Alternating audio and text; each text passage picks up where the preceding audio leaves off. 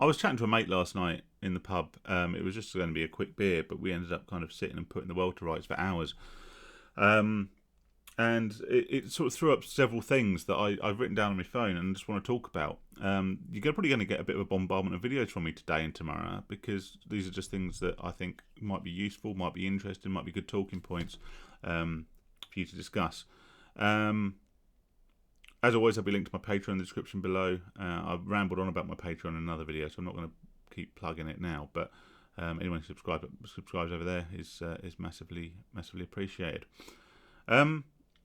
Yeah, I was chatting away, and one thing that came up was this sort of idea of a redemption curve, a redemption arc, and how when you see someone who is suffering from addiction in films, TV shows, whatever, and they get into recovery, every bit of their recovery, their redemption arc, if you will, is boiled down to a sort of 30-second, 1-2 minute, whatever, montage of things. Maybe them sitting there, gesticulating and talking in a group setting, something similar to sort of GA or AA.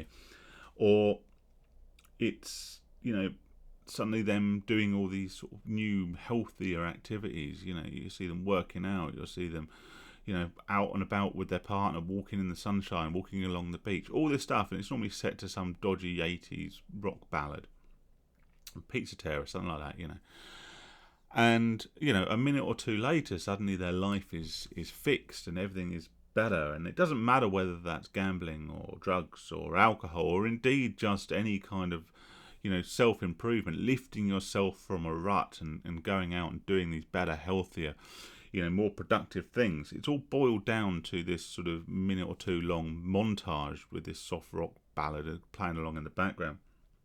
And then step forward to next scene, next act, and their life is together. It's so much, more fulfilling. It's so much happier. It's so much more relaxed. They generally, adapt this to make the person look physically fitter and healthier, and the lighting's always better, and it's always far more positive and upbeat than 1 or 2 minutes previous. And whilst obviously this works very well in sort of cinematic terms, I think that it's horribly misguided.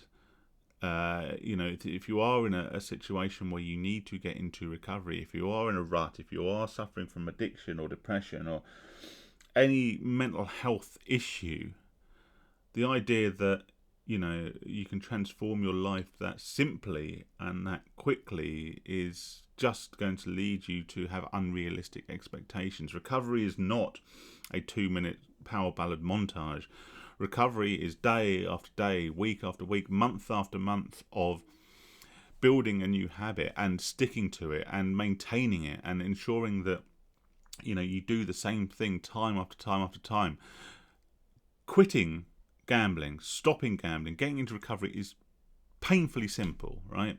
It really is. It could actually not be simpler, because it's almost sort of negative effort. You're just basically not doing something. How simple can that be? Just don't gamble. And to sort of say that is making it sound like I'm saying it's easy. It's not easy. Recovery is really difficult in some respects. But it is simplicity personified. It's, just the habit of getting up one day and not gambling that day and going to bed, and then getting up and not gambling and then going to bed, and doing that time after time after time, building a new habit of not having the habit. But it is monotonous. It's the same thing day after day after day, and you won't get that immediate alleviation. In fact, you'll never really experience it. You never really appreciate the benefits of recovery until you've maintained it for a fair while, and then you can sort of take a step back and look on a more macro level at your life and look at the things that you're no longer doing, look at the stresses and strains that you're no longer experiencing, and the problems that were so frequent, so regular, not just the financial ones, but the other problems you cause with an addiction, and realizing that you are no longer, at least to the same extent, afflicted by them.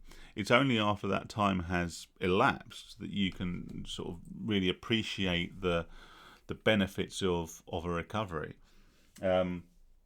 but it doesn't happen overnight, and it can't, and it won't. And I think one of the things I jotted down on my phone was looking, how why you shouldn't wish for, hope for a happy ever after, because such a thing, despite what the movies and the books and the films and all the rest of it will tell you, there is no such thing as a happy ever after.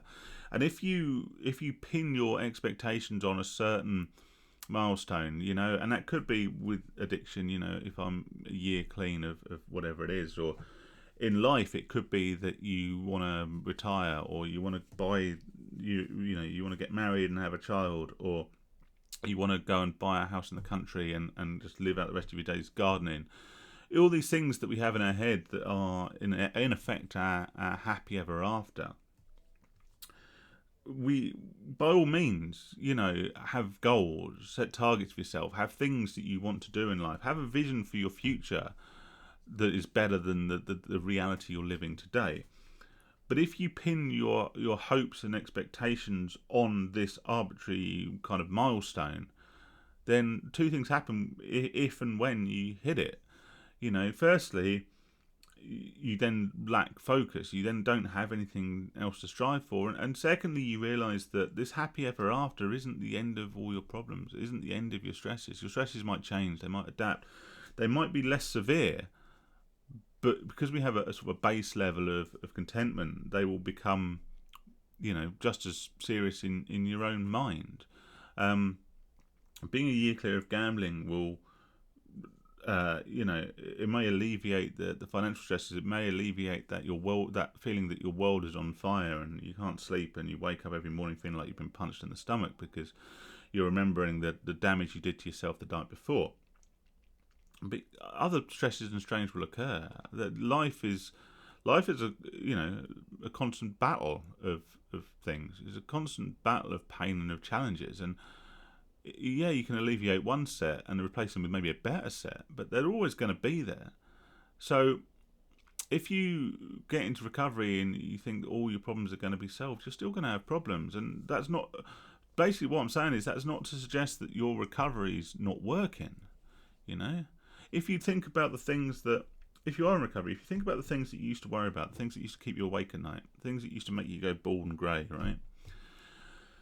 And you realise that you're not suffering from those anymore. They have been alleviated to some extent, but maybe there are other things keeping you awake at night. But that doesn't mean that your recovery's not working. It doesn't mean that, it doesn't mean that what you're doing is futile and that you should take a step backward. It just means that your priority problems, that the stresses that are at the most forefront of your mind, are replacing ones that would have previously, been a result of your addiction. You're going to get a bombardment of these really random, waffly videos, but just things I want to talk about, But I'll leave that one there. Stay safe, stay sane, have a good weekend.